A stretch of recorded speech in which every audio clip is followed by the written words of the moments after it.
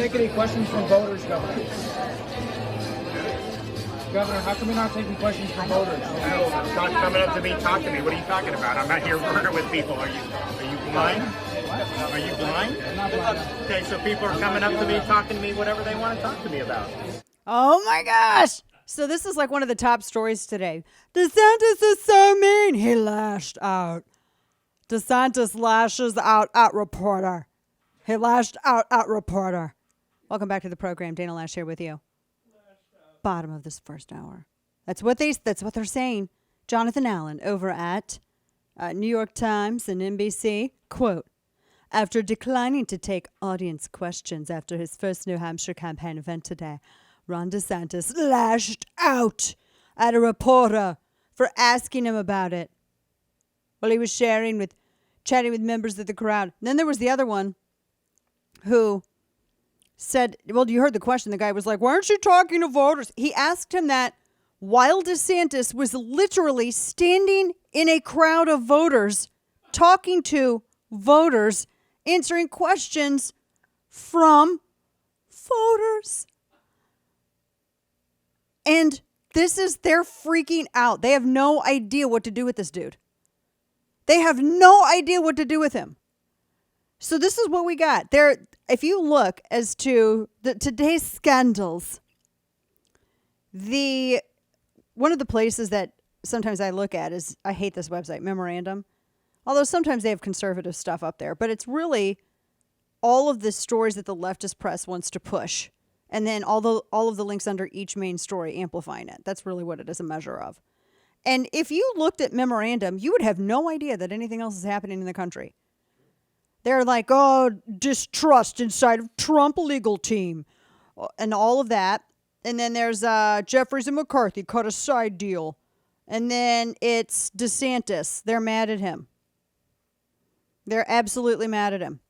So the one piece from, you have this reporter who is saying, why aren't you taking questions from voters? That's why DeSantis asks him, are you blind?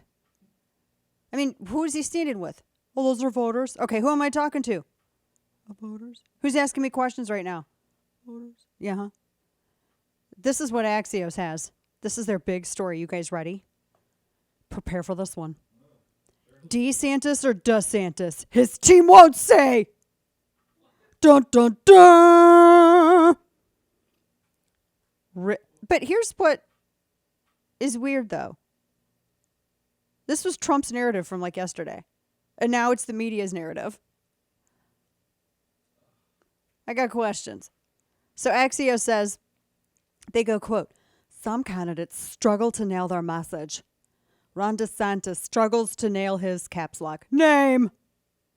In videos and interviews, the governor has gone back and forth between DeSantis and DeSantis. Oh, this is much shock. Ooh, I'm so shook, RN. Oh, man.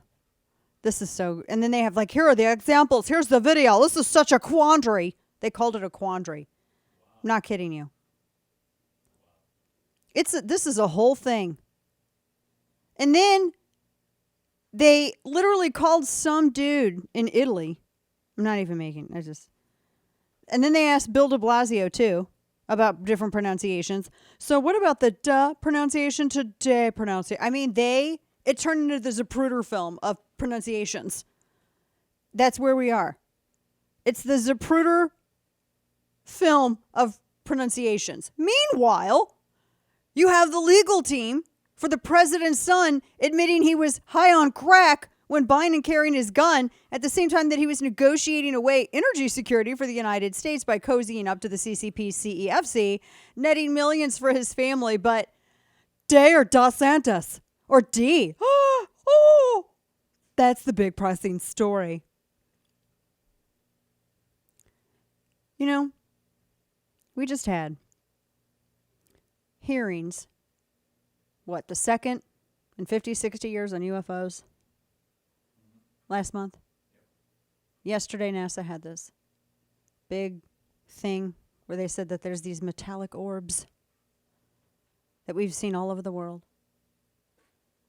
Do you want to know why we don't know anything more about any of that potentially extraterrestrial or not stuff is because no alien is going to look down on this sad, forsaken rock and see all these people going bananas and think, I'd like to make myself known. I'd like to go there.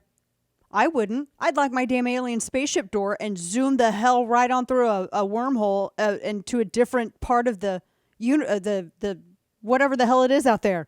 Go somewhere else, far away, deep space. Jeez. I mean, this is just, I feel like I'm watching Zoolander politics. It's really what it feels like. It's not funny. No, it's not. I can't believe that is their big thing. That's their big story. But what gets me is who did they come up with it? Or because the Trump campaign literally put out a statement yesterday saying, quote, have you heard that Rob DeSanctimonious wants to change his name again? He is demanding that people call him DeSantis rather than DeSantis. Actually, I like "duh" better.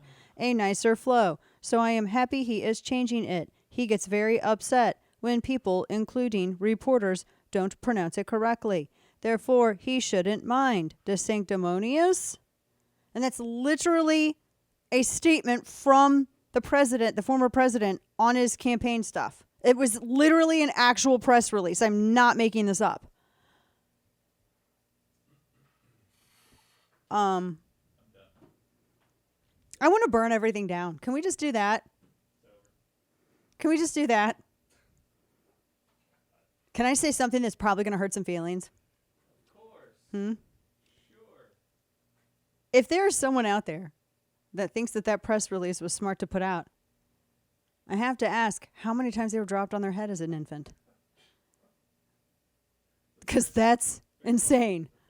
That's a fair question. Fair question you'd ask. I mean, why? And now you have Axios going, well, that sounds like, I'm going to go run with that. Meanwhile, nothing on Hunter Biden. Can you imagine if Trump said one thing on Hunter Biden? He hasn't said a damn thing about it. Can you imagine if he said, oh, what, now he wants to claim Second Amendment for crack usage? What? Can you imagine? It would put the focus on that. But that's not what he's doing. He's going, whoa, my last name is pronounced with a vowel that is not in it. No one knows how to pronounce my name because my own family will not pronounce it the way it's supposed to be. I mean, if anyone has some gripes about this stuff, it's me. Everyone's like, last name's Loesch. You have an O and an E in your name, ma'am. I know. Don't ask, man. It's not actually Loesch, but that's what we say. And then my husband's like he gets very particular about it. Like, don't mispronounce nobody's name, especially kids at graduation. Don't do it. So, I don't know why this is the big story. But I do, because it's the media, and this is what they do. But as a response to this, where are the reporters? If there was a single reporter that was worth their salt, why aren't they asking, hey, if Hunter says, the 4473 is an infringement, does this mean that, is it calling into question the legitimacy of the Gun Control Act in whole or in part? It seems like that's like a fair question, right? That's a fair question.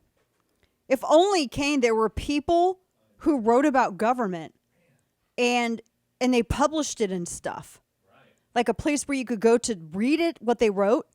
And if only there was like a way they could ask questions of the administration. Man. It'd be amazing. If only, man. I mean, we should invent that. Right. Golly.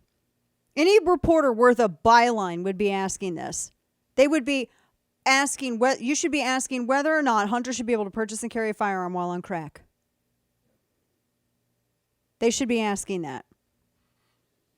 I mean, and his lawyers admit it. They admit it. I mean, Gavin Newsom. Why is nobody asking Gavin Newsom? He backed Biden. Does he also back Hunter Biden invoking his Second Amendment rights to protect his purchase and possession while using crack? Every gun control Democrat on the ballot should be asked this question. And don't let the people on the left move the goalposts on this either. The specific issue here is A party that wants to ban everything and demand special privileges for their 50-something deadbeat dependent. They want the issue to focus singularly on drugs and carry to get the heat off Hunter. So do not let them move the goalpost.